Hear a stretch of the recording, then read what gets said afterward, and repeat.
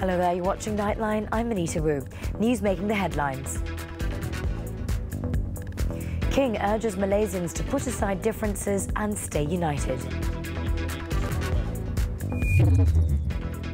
And 3 locations in Sarawak record readings of very unhealthy API levels.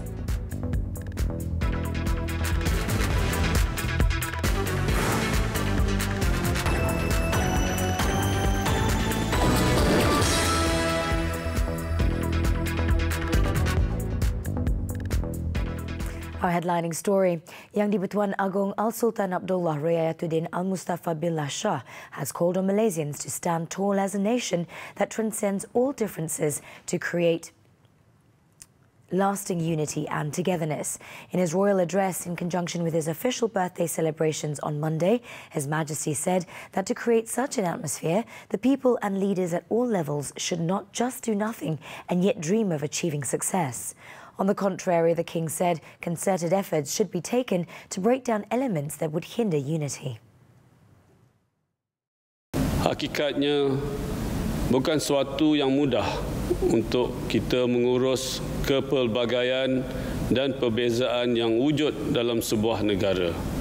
Ini kerana setiap sesuatu perkara akan cenderung untuk dilihat serta ditafsirkan dari sudut yang berbeza. As such, Al-Sultan Abdullah said ever since taking his oath as the 16th Yang di-Pertuan Agong on January 31st, he has travelled to every corner of the country to stay close to all Malaysians regardless of differences. Al-Sultan Abdullah also called on all Malaysians to continue to uphold the constitutional monarchy, the parliamentary democracy system and to adhere to the principles of the Rukun Negara. His Majesty also thanked the government, members of the administration, civil servants and security personnel who have contributed to the nation's well-being. His Majesty also expressed his gratitude for the congratulatory wishes and prayers he received in conjunction with his official birthday.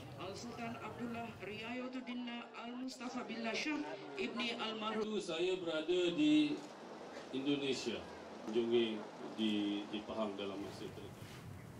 The air quality in various parts of Sarawak, like Kuching, has continued to deteriorate as the haze from West Kalimantan continues to drift over the border. The Air Pollution Index, or API, readings at Sri Aman, Samarahan and Kuching are already at very unhealthy levels. Satellite photos on the ASEAN Specialized Meteorological Centre's website shows low-level wind blowing from the south, carrying the haze from West Kalimantan over Sarawak and into the South China Sea. Large areas circled in blue on the left show the haze from West Kalimantan, while a much larger area in central Kalimantan threatens to blow across the border into Sarawak as well. In Kalimantan alone, more than 1,000 hotspots have been detected, pushing the API in areas like Sri Aman above 240 points by early afternoon. In Peninsular Malaysia, the air quality was in moderate levels, except for Johan Setia in Selangor, which recorded unhealthy levels. Other areas in the Klang Valley, like Petaling Jaya, recorded readings above 90, pushing close to the unhealthy levels as of 5 p.m.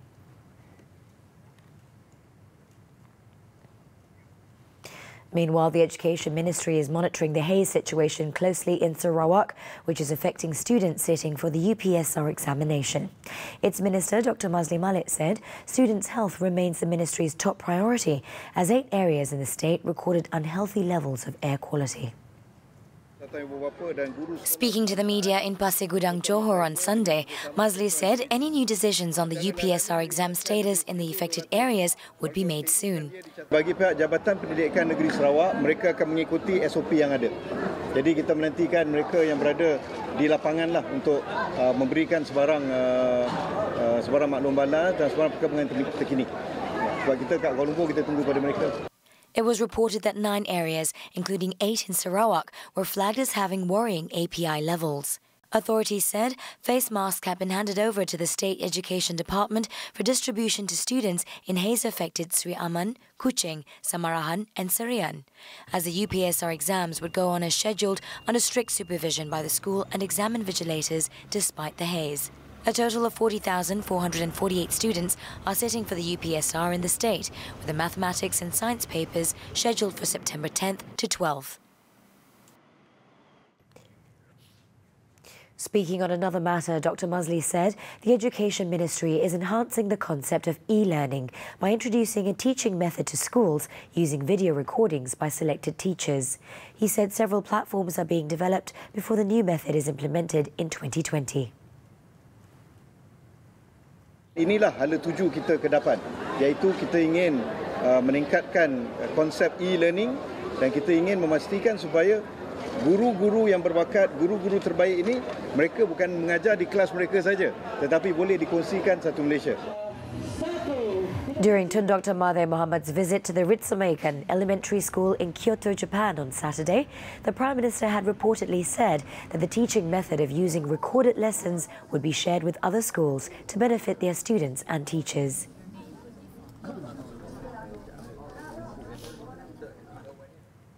Police have not found any strong indication to link the network system's disruptions at Kuala Lumpur International Airport, KLIA, with sabotage. Inspector General of Police Datuk Sri Abdul Hamid Bado said several statements were recorded and police are still consulting certain experts in the field as part of their investigation. Tidak ada petunjuk-petunjuk yang drastik lah ya, ke arah untuk nak kita membuat kepastian tentang berlakunya sabotaj ataupun tidak. Belum lagi. Ya. Masih lagi mendalami statement-statement yang telah diambil itu. Kita memanggil lagi pakar-pakar, kita konsult lagi pakar-pakar yang di bidang tersebut untuk mendapatkan kepahaman yang lebih tinggi. Datuk Sri Abdul Hamid said this at a media conference after a working visit by Chief Secretary to the Government, Datuk Sri Ismail Bakar, to the Special Action Unit, UTK, in Kuala Lumpur on Sunday. To date, 12 individuals have been called to facilitate investigations into the system's disruptions that lasted for 4 days from August 21st. 4 Malaysia Airport Holdings Berhad or MAHB Information Technology Division officers had earlier lodged police reports denying their involvement in the incidents. The disruption caused flight delays, affected internet connection, check-in counters and the baggage handling system.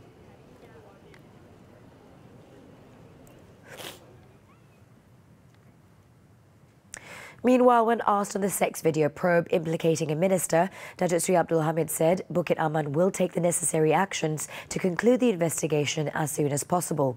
He said the investigation papers have been submitted to the Attorney General's chambers and they have instructed for further action to be taken in terms of gathering evidence. Kita tidak dapat menentukan masanya, tapi of course bila dah dapat arahan tu di dalam tindak tanduk tim siasatan ni, kita pasti nak mengambil tindakan yang seberapa cepat yang boleh untuk selesaikan. Benda ni dah lama sangat kan. He said the police will ensure that action will be taken against those in the video and the ones who spread the clips. Earlier this week, UMNO Supreme Council member Datuk Lokman Nur Adam, who went for a second round of questioning at Bukit Aman over the sex video, said he had handed over an original video forensic report. Datuk Lokman said the report was by Verdant Forensics in Britain. Security tak boleh cam. Ya tu. IGP pun tak boleh cam. On another issue, Datuk Sri Abdul Hamid said the police are still seeking Datuk Sri Anwar Ibrahim's political secretary, Farhash Wafa Salvador Rizal Mubarak, to have his statement recorded over an assault case last Saturday. This is despite the complainant in the case having withdrawn his police report against Farhash. Datuk Sri Abdul Hamid said Farhash's statement would be recorded and that the investigation papers would be passed to the Attorney General's chambers to decide if it would be classified as no further action, NFA or otherwise. On Saturday, Selangor CID Chief SAC Fazil Ahmad said Farhash, as the main suspect, is still untraceable and ordered him to step forward immediately to assist in investigations. Farhash is alleged to be involved in the August 31st brawl at Complex Sukan Arena All Stars in Taman Dagang Permai, Ampang.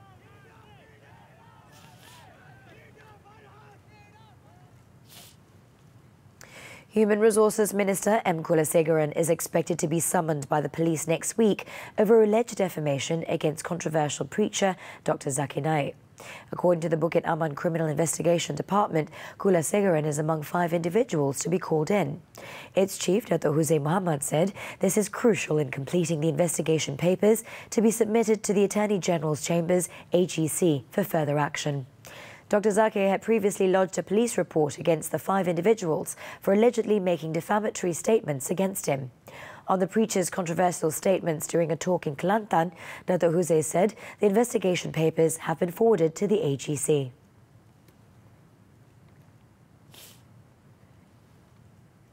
The Finance Ministry is ready to act if the second samurai bond issuance is continued. In a statement on Sunday, the Ministry said it was awaiting further instructions from Prime Minister Tun Dr. Mahathir Mohamad in relation to his statement on its issuance. It also said the Prime Minister was taking into consideration the views of various parties, although the interest rate of the second samurai bond was lower. During his recent visit to Japan, Tun Dr. Mahathir told a media conference that Malaysia had received the agreement of Japanese Prime Minister Shinzo Abe for the issuance of the bond, and it was up to Finance Minister Lim Guan Eng to continue negotiations. The statement said that MOF had in June received instructions from the Prime Minister to initiate negotiations with the concerned parties after his visit to Japan in May, where he was offered the second of the samurai bond series. It said the Cabinet had also stated its agreement in principle, with further details to be scrutinised by the MOF.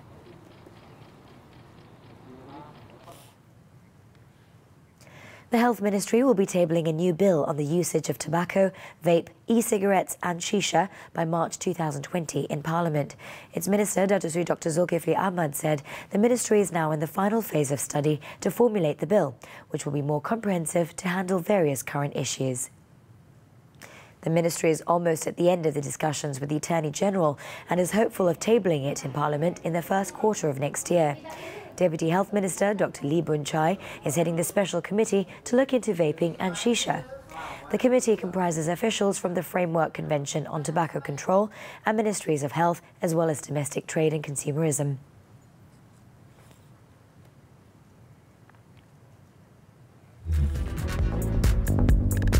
Coming up, teenager dead following crash in Kasas Highway.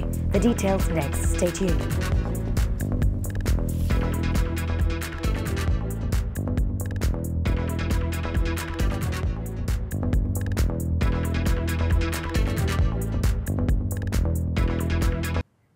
Welcome back.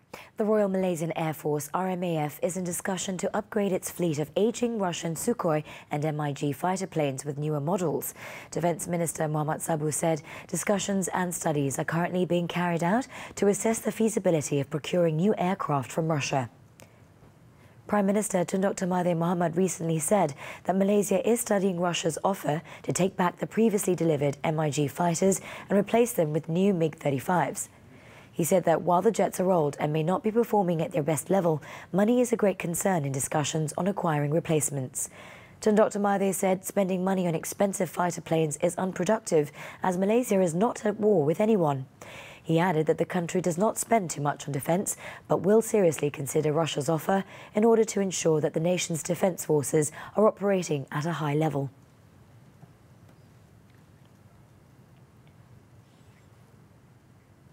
In the meantime, Mohamad said the investigation into the death of Major Muhammad Zahir Armaya, who was killed in a shooting demonstration at the Lok Kawi camp in Kota Kinabalu on Wednesday, will be wrapped up soon. He said that the probe to ascertain the circumstances that led to the death of the 36-year-old is in its final stages. However, he declined to elaborate further. Major Muhammad Zahir died after he is believed to have been accidentally shot during the launch of the Malaysian 5th Infantry Division and the 13th Malaysian Infantry Brigade exhibition at the Lok Kawi camp. Inspector General of Police Datuk Sri Abdul Hamid Badur recently said that a thorough investigation was being carried out on the demonstration exercises standard operating procedure to identify the cause of the incident.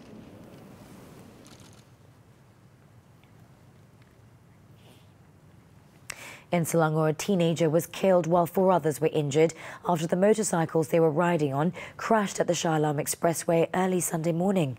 The victim, 17-year-old Muhammad Azim Fahmin from Kampung Indah, Banting, suffered serious head and body injuries and was pronounced dead at the scene. The incident at 2:30 a.m. occurred while the teenagers were on their way from Klang to Shah Alam. They were believed to be racing on the highway when the victim crashed into the back of a Mercedes and a Myvi going in the same direction. His 4 friends were unable to avoid the accident, then crashed into each other.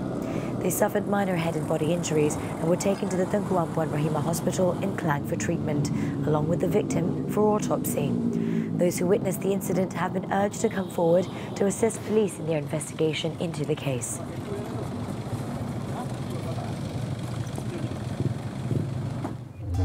In Kedah, a newborn baby boy with the umbilical cord still intact was found abandoned behind a surau in Kubang Pasu, Kedah, Saturday evening. The baby, wrapped in a batik cloth, was found at 7:15 p.m. by villagers wanting to perform the Maghrib prayers. The newborn, who was reported to be healthy and normal, was later brought to Jitra Hospital for further action. The case will be investigated under Section 317 of the Penal Code for intentionally abandoning a child below the age of 12. A small fire caused a commotion at the Putra World Trade Center (PWTC), causing hundreds of visitors to scamper to safety from the Mata Fair in the building. It is believed the fire broke out in the kitchen area of Hall 1, triggering the alarms and the evacuation of the building at 1:30 p.m. Visitors and exhibitors at the hall evacuated as heavy smoke started appearing. The small blaze was put out after 30 minutes, and the quick action of firemen ensured no further damage. Fortunately, no casualties were reported. Over in Perak, a northbound express bus carrying a dozen passengers from Kuala Lumpur caught fire on the Plus Highway earlier on Saturday. The fiery incident occurred at the Sungai Perak Rest and Recreation R&R area in Kuala Kangsar at around 1:50 p.m. Fortunately, everyone aboard the double-decker bus, including its two drivers, escaped unhurt. An investigation is underway to determine the cause of the fire.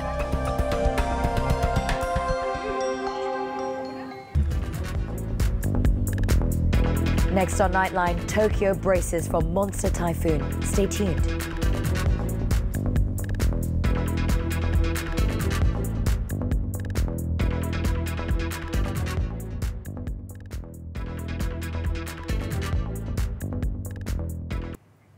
Welcome back. We move on to the foreign front.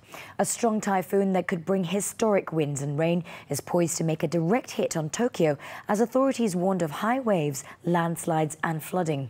According to Japan's meteorological agency, packing winds of up to 216 kilometers per hour, Faxai is forecast to reach coastal areas near Tokyo early on Monday.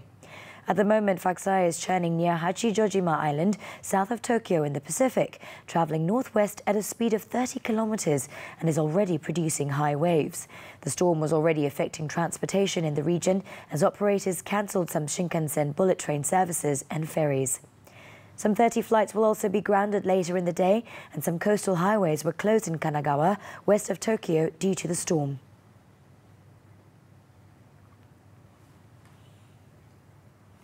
In another development, the French government has threatened to veto a further Brexit extension due to the worrying lack of progress in the recent talks, as EU diplomats express their frustration at being caught up in game playing by the British government.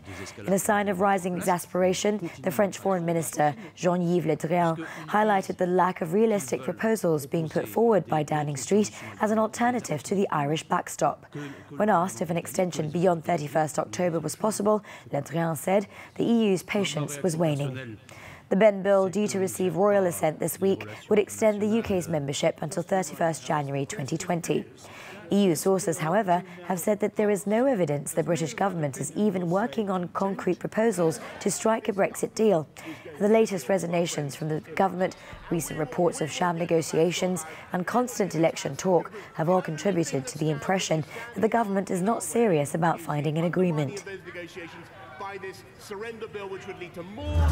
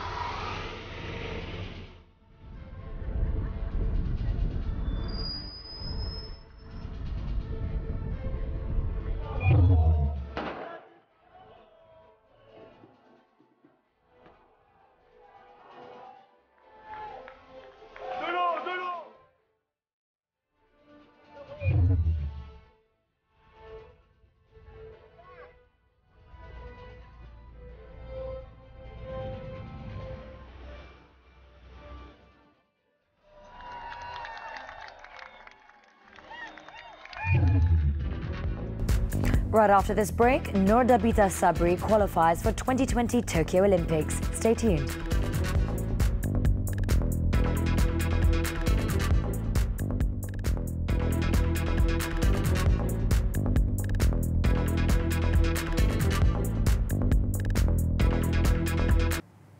We're back with sports news now. Badminton.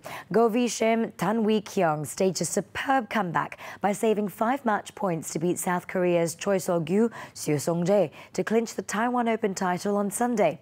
The world number 15 Malaysians were trailing for nearly the entire deciding game before finding themselves on the brink of defeat at 16-20. But Vishem Wee Kyung fought back brilliantly to save the first 4 match points and level the contest. Although the world number 18 Koreans got back into the lead again at 21-20, the pumped-up Vishem Wee Kyung teaming denied them for the 5th time before claiming the next 2 points to complete the remarkable turnaround.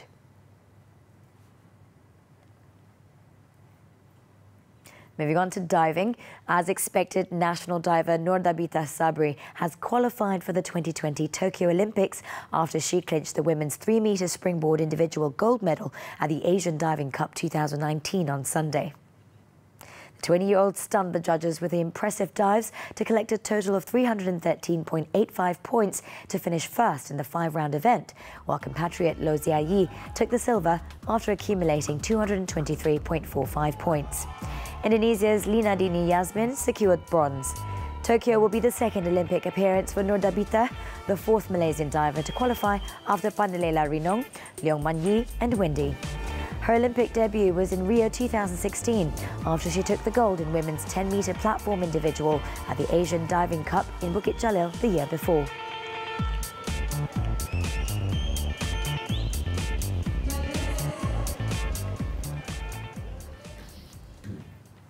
After 4 Red Bull Air Race World Championship podiums, including 3 near misses in 2nd place, Australia's Matt Hall finally achieved the Holy Grail at the season finale in Chiba, Japan, defeating home hero Yoshihide Moroya by a single point.